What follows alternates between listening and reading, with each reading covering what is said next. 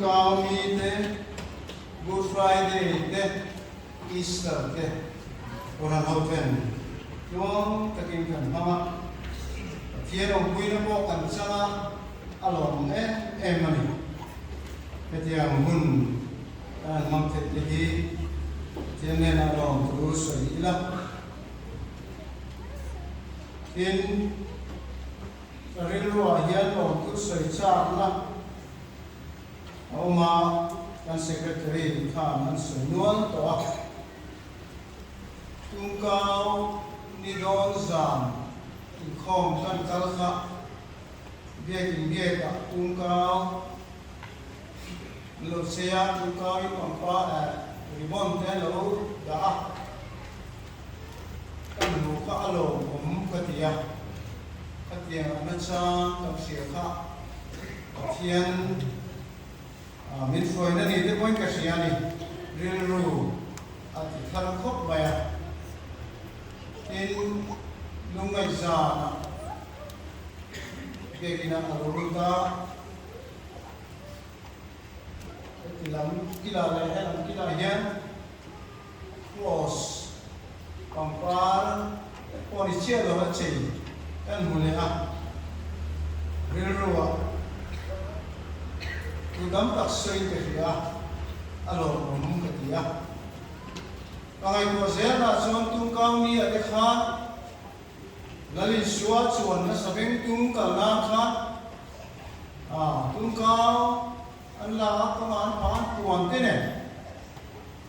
chuan chuan kan pulpit le mo vela te ko nyan tung kau ta la chadon mo yo ti te ka ngai ko ni un kan manda atien min suai ti alam te khom pa ya izai pol te kha an tha alo mo khom ma ya kan soi bin du de mi chu masi sangati zai pol kha ka ngai tha wa sa na ma an khom wa min koran committee ra mai ko kon masi sangati chu sau năm mươi đêm anh maya nghe nghe ô anh chị à mà nó chứ thì ông được cái này ruột ta anh qua tên anh ruột ta mà si sang cái gì dài pol anh đấy mày phòng nó là sao thì anh chị à alo thì em mày orang dài pol tên hạ đàm chú chiang rồi đó in kalom na le mem chu patu soi zana Youth for Christ zai pol an zai din kumenga mozat kalta tang khan Youth for Christ zai pol hi angai thla nuam katia an la an ola ma chuar chia lo na an zai vak mai hi angai nom kat yen ka sia chu tian chu zani na an ngai thla ni along khóc mẹ anh thu cô khá ở trong cả tụi nai khóc mẹ tu sien phong nghe để nó cái gì á thì em bốc xí á càng dùng khá nên đi xua anh viết mình nên là chúng tôi ngồi nè anh á cho vào chuan thì tôi cần sửa sẽ hi cần tìm tu anh in Good Friday tung kau ni tanga voi mi khem in an thu cha ngai kha te along ya nu pa te kan minister te cham ni point te ya te poi ko ran hom tan te ya zaina ya no tu se na tu am khop mai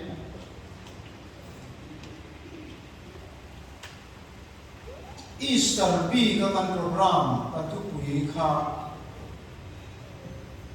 chuma khan asayang nei na thole to kha ti kan ngai kha chuma khan iswa thole angin kan thole ang ti kan ngai kha zani na kan tu pui tu chu thole na nun trong pui tu te nun na tu ini ya kan ngai tua na lo omana ka du chu kan tu pui masa padi te ka pathian lam chan pathian thil ti akhomai na wa nga papa Yesu Krista a thil ti acha tuan rem ruat ti lo tin na an ro ki khop mai tha po ha dam mai tha po an ngo mai the zanin ne ro chu mi hring lam chan ani thole na nun trong pui tu ten nun da tu ini ông Giêsu là Yeshua Pathian thole na min bo sai sata at thole min bo sai sata rongbo tu la chan nam kami ti kan tu pu hian keng man chu tiam chuan kan ril ro lo ngai tu ila tiang lim lo ngai kha bu chang ta lan bi ta kam ma me ha se o te te ya se la ma rongmung ru chang som thum in dak sapeng ne po fello na riam riatan suan ne na pal hek su amai ro su mi thi jing ta nung le angin pathian ne na in pe ula in dak sapeng te po chu fel na riam riatan pathian ne na pe pal zo in FSC bungli sang som panga FSC bungli sang som panga chu ti chuan do soi banin mani thanam ne na tu dik tak soi thek ro in pen ton thek kan ni si a Kolosa bungthum chang ma chang riat chang song ni chang set chang song pasal khengin Kolosa bungthum chang ma chang riat chu ti chuan in tak sapeng le om te hi tilum ro in ngai na te bol ro te kur na te cha na sual te duam na te hi duam na chu milem bia na ni sia chung thi la wang chuan ni pathian tin bur chu oi lo fa te chunga a them chin ni nam ni ko mana chung thi la chuan in nun la khan chunga te chuan inom thin ma du na lo chuan nam ni ko in heng zong zong tau na te tin ur na te kuat na te soi chiat na te inga chua trong za mo te hi i bo ro u chang song pani le song pani cha song ta sai ta pani chia zo ke bila chho me chu ti chuan pathian mi khan mi thiam him le tu tak te angin lai na tin lung te ngil nei na te in ngai thom na te tu nuai ro na te do thei na te chuan in thuam ro tu po in tu chuma po tu po nei angula in do tonin in ngai dam ton ula lalpa chuan ngai dam cheu ang tak khan ngai dam he ro in chung zong chuma chuan no ngai na in ber ro chu kuat phang kim na ni in Krista kamuan na chuan in tin lunga ro re lo se chu tiang ni turin tak sapakata ko in re asim lom na chang se bok ro Krista thu chu fin na tin reng in nang mania ong che ro se fak na la te pathian la te Karalam latia in zirtirin in zirton ula kinlunga kung ay naning pathian chula saksaku tin intiapian chu tu soya emo til tia emo ama za Pai suam hingin ivek ro sei derna onjene tak ani Patian ni natutiang lim kan siate man som sa se Patian ni tutan tu lalpa chung werkan patian Ikaw ran ho ke at program naging tuwang naging mantira kami kan marjangin Good Friday Easter zarin klangin min kai chua na zong sama long tu kan cheni lalpa atling lo chung hian nang chon min mani dua khoi na sa zan no ramadan min bo sain zain na po hian Tole na nun trong pui tu te kan liang kan ti tu ri naman min zirti la kan chara angin tu soina en hi ro pin tu le ko na ho so na mal min som sa kan che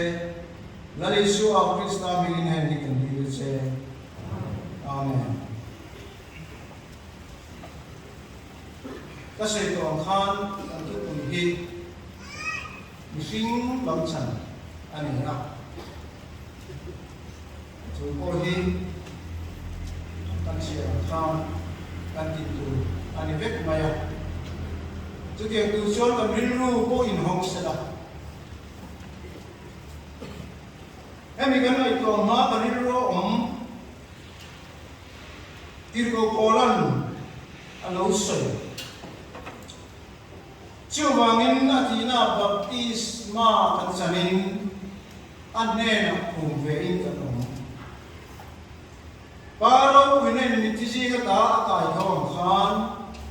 Kini po amarualin Krista sa at kawve kang at kawve po kang Hengi siya ila Antiya Mising Yesu Krista kenwin ang Antiya Emi kan tukui Kamay ko tayo Kaliwa ulit Kau maya Kiko bola yan ang tinye yang patian tu real di Asia. Ngali so Krista baptisma kan sanin anena kung vegan mini ang tinye kiko bola yan ang Asia. Aro kui yan siya. Karao ang real tu itu kan.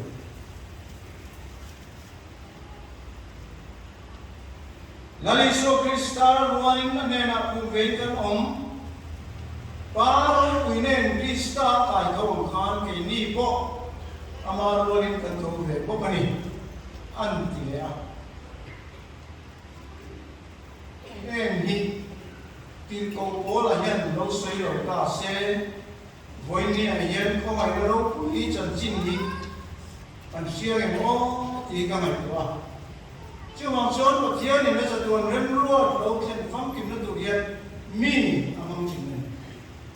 để thu ru lỗ quý thì anh kinh nghe cái nên cảm xúc thiên mình mong để cho anh cảm xúc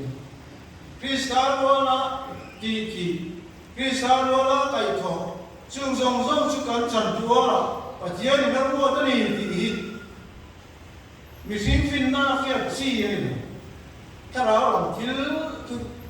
Turu kaniya, susu kan ay ko na yan masase tagwen.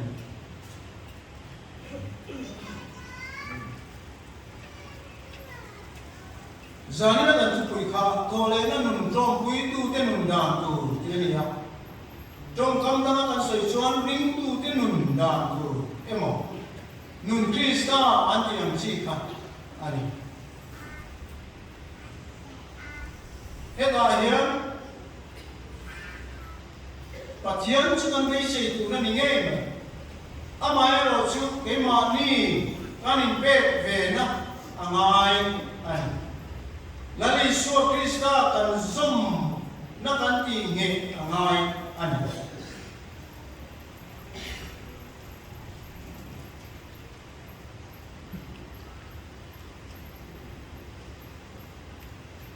Lali suwa thole nung trong pui tu te chu bol lo tai lo bol lo na la ka filim kan ni na tu na ni bol lo na la kata si tiang lim tina te pon ni chu susu kan ni na tu na ni ya adia mai to mai yan ahar na ni eden bo chian na le kan ni tin nun sual yan min bo renga chu chu ke ni tin kha mai ke ni ani lo ni ke ma ni sak na ma kan be sual kan lo sam do la ni amai lo chu ta sual poi mo em lo lam ta chu ke ta na lo zong pathian na hi cha ni hi lali suwa Krista na hi bolong na kata ang tiang lim na tulog chu ani ya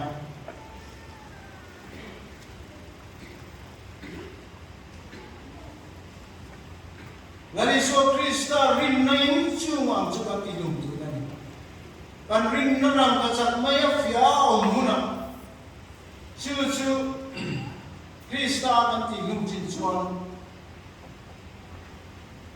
Patian du zong in kan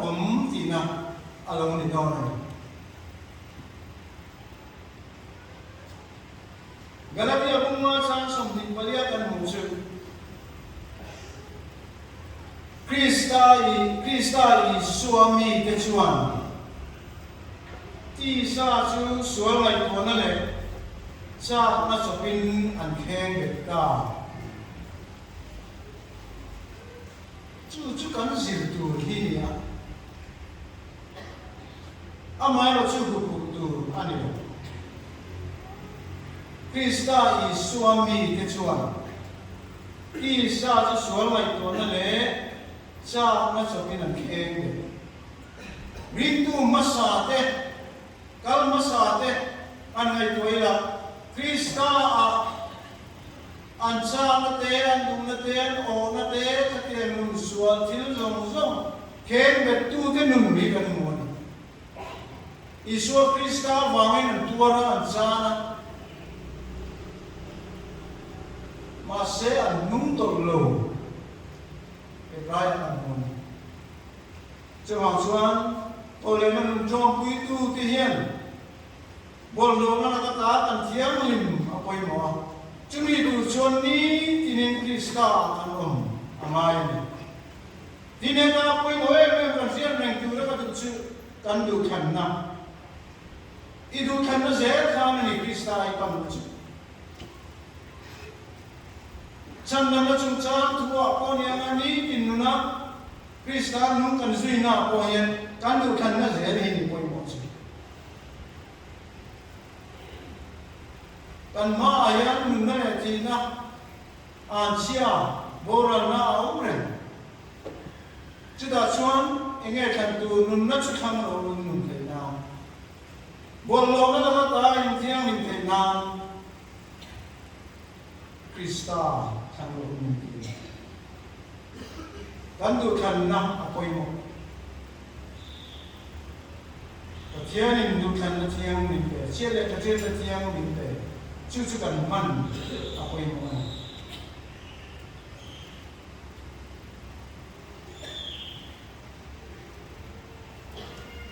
chu tiang suan kan rin na hi Krista kan nakta tu alawia biepina anianga kan sumdor na kan nakaw na kan kulay na anianga chu tiang na kan ti chuan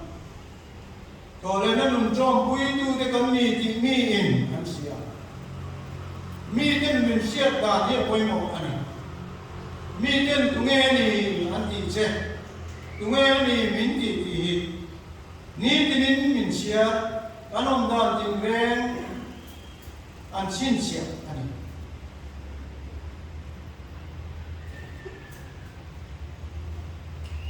Thêm na ni tin an do thêm. Khe ma kan ong hian kan sual ta ani lo ma chu tak chu kan be angai ani mel ma chuan holo turin ti sa cha na te o na te sume pai thil ting re alu turin min khem chi na chumi kan ne na chu Krista lam kan hoi pathian kan beling to le na trom pui tu kan ni ka ti kat chuan ti ko polon in ruwa kat ro ati au ha apoi mo lani suapon khem na to kale ra ki somli le jan somli om khan khem na chi sang to ni dua na la kata du tin na turte atak sa rin tra ma por tin na turte khati ga chi khan lan na le ki nei na ane tin na tur khem na to zong kha a hau ta kani chung zong ala hau ta tu ne ga na chu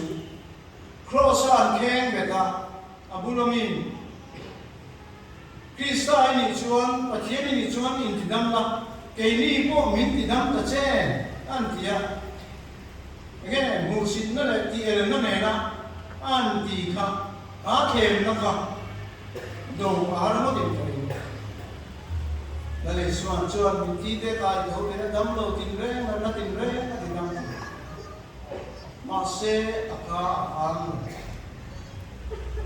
khan khem na la le chuan ko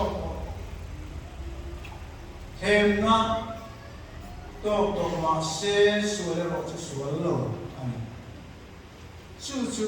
ama trong pui tu te nun na tu la le suan kong min ro sak kong thar kong nun en tom tu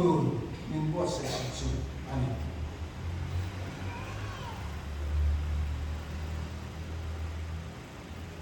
adar le ason rinom turin min du ani ko me la hian rinom ta ka kan nun hong du te rinom ta ka kan na du te rinom ta ka kan ti te hi la ni suwa tho le nu kan trong pui na tu ani ya he ra ma hian om lo rinom do se min ti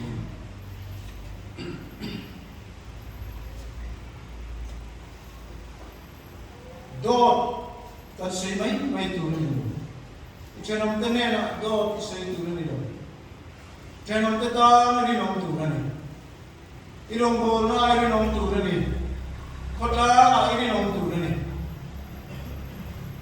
papa khani ka sia ben chu a sei ti cha te ti ma cheng singa ma mo u na tu se lo bi chu ngai sa lo a sei om sia chu min cheng singa pu ti ta ka an ruat lo min cheng singa pu ti ta ka an rin lo ni ka ala om la le suan trong pi tu te chu suma amin tu ko san suma ani mo kan chu ko suma ani mo सरकार सुम मानिए हो पंद्रह नोट तो और सुम पेज पथियन गाने हैं आदेन पंद्रह नोट तो लो वो निचोड़ ना लो तो ले पथियन रंग बेसे तू कभी लो दिया चुराचुन है ना माहिर ना मारी ना लूं से ही lagi son trong itu dia undang. Atau lihat son impeng tom cep kan ni. Rombol na tahian impeng tom cep nung dia poin. Pentikos ni alo ni ya. Kalau dia lim alo saya. Jirdi kesu lungwalin changpenin in bolin trong train bunan ma Krista in pengton anni jiaka amute ani với như anh cầu rằng họ cái bộ chỉ có nông sản của anh ấy anh nông bộ quy thì là cái anh Krista ở bên đây nhỉ đi ngày tuần nào anh này mai nghe anh nông bộ quy thì nó anh chỉ được cắt nông bộ quy sao ở riêu thì cái này Krista cross thôi lên na ở đây này à phải bài mình xem này chú in pen con mình chú ở đây này được rồi là lý do trong trại na có con mù khát anh ấy thấy là tụi mình cái mà và mà hệ cả thú là những tụi thế này thì nó trong trại là lý do anh ấy thấy là trong trại này cái ní hiện thì nó tiếng tự tự ta đi đó rồi hồi lên mình cho một cái tự thế hay nó thì nó tiếng thì nó đi học mình đâu ăn được rất rồi rồi một quý tiền này mà trên nó có vé mà nhiều và thế nào đó thì nên ngon ở trái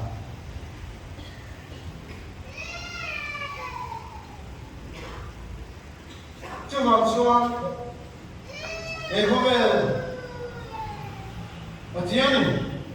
mình đã mắc có về là hiện Krista mình ngồi lần kia tụ hình anh một cũng là thầy to xóa anh được thần nắp Krista đi dễ tụ ra anh hôn thần mạnh quay mặt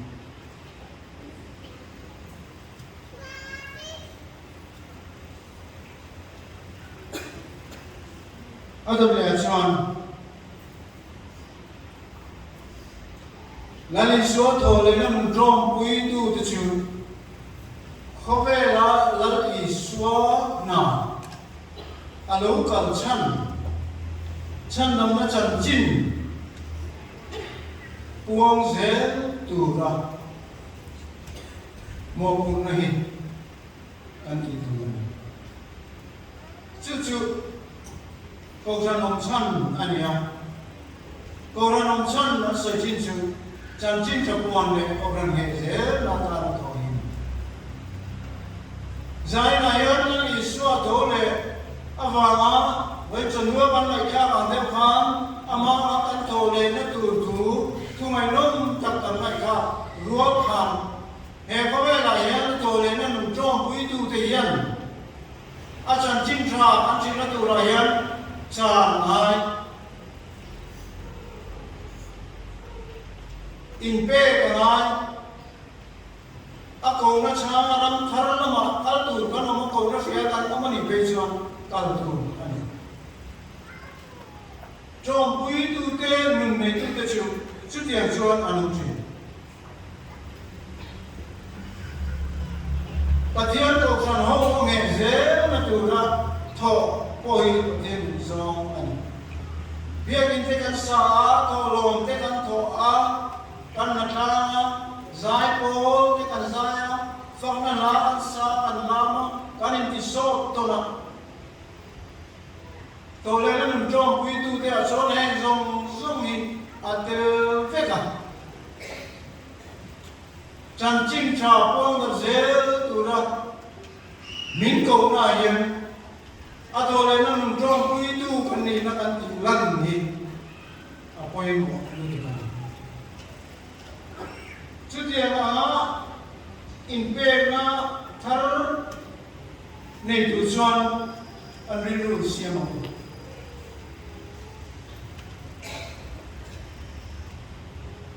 ti ko ta ram bo na song po ka hen ni chang chin chasi ko na ho en kolle kan suai roren sa voi ne yan Krista na ko chun zong tu ra ko ke yan he ni kan ku ta omni ti kan sia ta vinom ta kan to se a poi mo kan fin nun hi ari long lo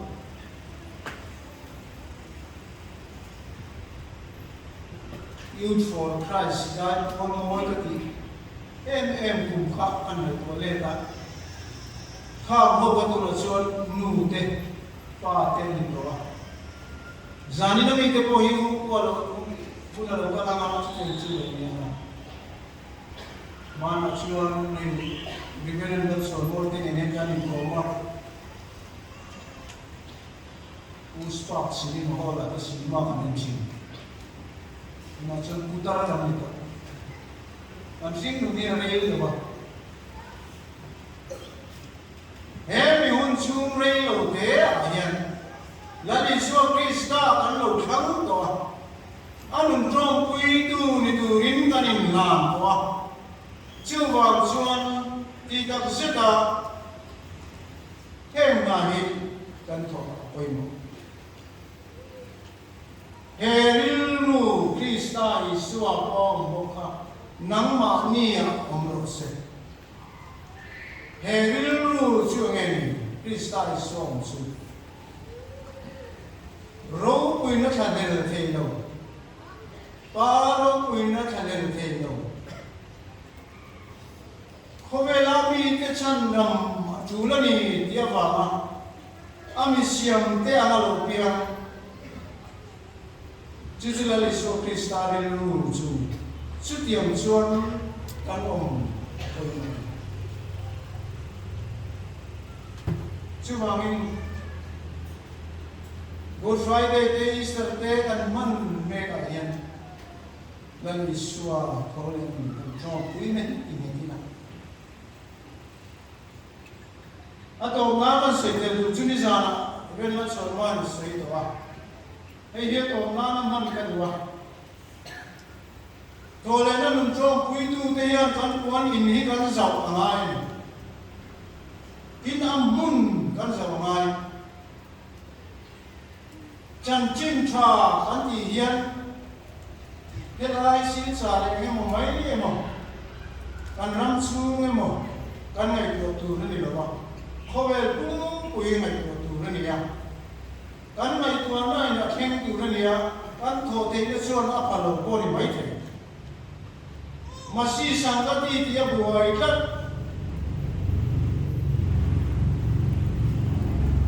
Oh te. Jangan cinta ini, buat jauh ni ya. Kan puan in kan jauh na dur ko jangan cinta.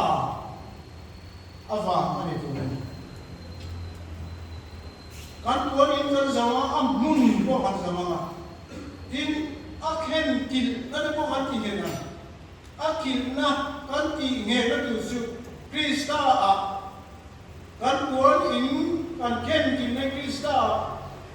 kan kil tu kan satuan nungkui o Krista dengan sakti nakhan jadi cuan agak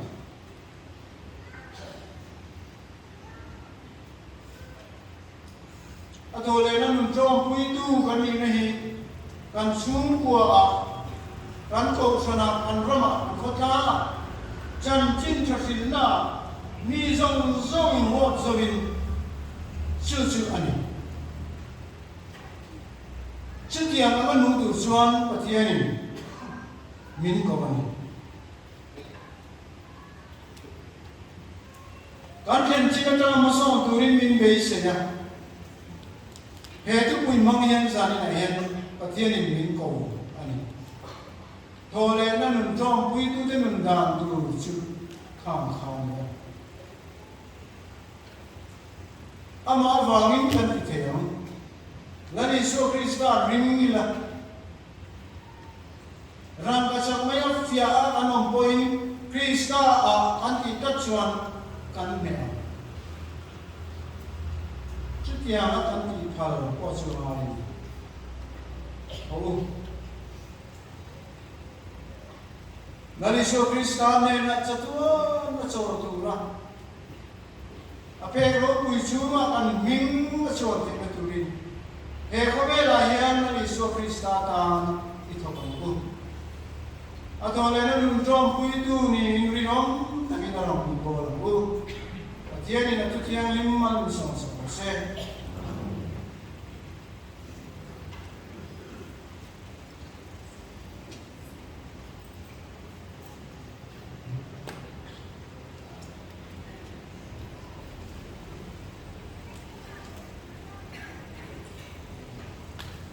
Saya ikhom tolong berlaku ka Jeng si taksahir sama sompi